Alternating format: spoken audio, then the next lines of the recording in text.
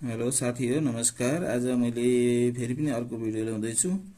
अल्जेब्राबाट हल गर्नुस् भन्ने क्लास कक्षा 8 को अल्जेब्राबाट छ।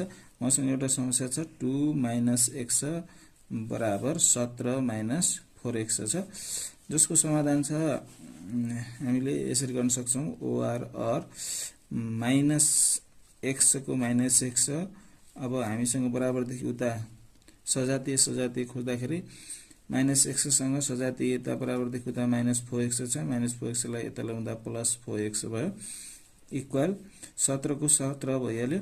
अब बाँकी हाम्रो यहाँ 2 बाँकी रह्यो। 2 लाई बराबरदेखि उता ल्याउँदा यहाँ प्लस थियो, यता माइनस भयो। अब यसको जोड घटाउ गर्दाखेरि -4x बाट +4x गर्दाखेरि +3x बच्यो, बराबर 17 बाट -2 घटाउँदाखेरि 15। अब हामीले 3 लाई पनि हटाउनु छ। 3 लाई हटाउनको लागि यो गुणनमा भएकोले बराबरदेखि उता जाँदाखेरि के हुने भयो त भागमा जाने भयो।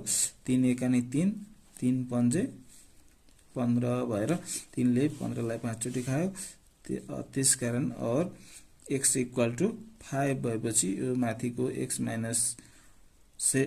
2 - x बराबर 17 - 4x हाम्रो x को ठाउँमा 5 राख्यौं भने हाम्रो समीकरण मिल्दछ। त्यस्तै अर्को रहेको छ महत्तम समापवर्ती निकाल्नुस् भन्ने एउटा समस्या रहेको छ, जसलाई हामी छोटकरीमा मस अंग्रेजीमा हाईएस्ट कमन फ्याक्टर भनेर भन्ने गर्छौं। मसँग दुईवटा अभिव्यञ्जक छ, x² + 6x + 8 र x² + 4x + 4 छ, जसमा अब पहिलो अभिव्यञ्जकको हामी समाधान गर्दाखेरि पहिलो अभिव्यञ्जक रहेको छ हामीसँग x² + 6x + 8, जसलाई हामी 3 पदमा छ, यसलाई 4 पदमा लैजाउँ। अब हामीले यसबाट के निकाल्नु छ भने गुणन गर्दाखेरि 8 र जोड्दाखेरि 6 निकाल्ने त्यस्ता संख्याहरु खोज्नुपर्ने छ, जो संख्याहरु हुन् 4 र 2।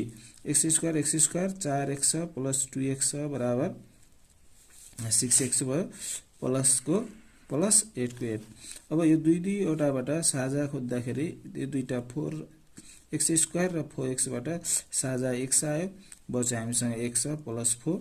त्यस्तै 2x + 8 बाट कमन साझा खोज्दाखेरि दुईटाबाट 2 आयो, यता बच्यो x प्लस यो 8 बाट 2 यता जाँदा 4 बच्यो। अब हाम्रो x + 4 मध्ये एउटा लेख्न सक्छौं, बाँकी रहेको x + 2 लाई छुट्टै लेख्न सक्छौं। यसरी हामीले पहिलो अभिव्यञ्जकको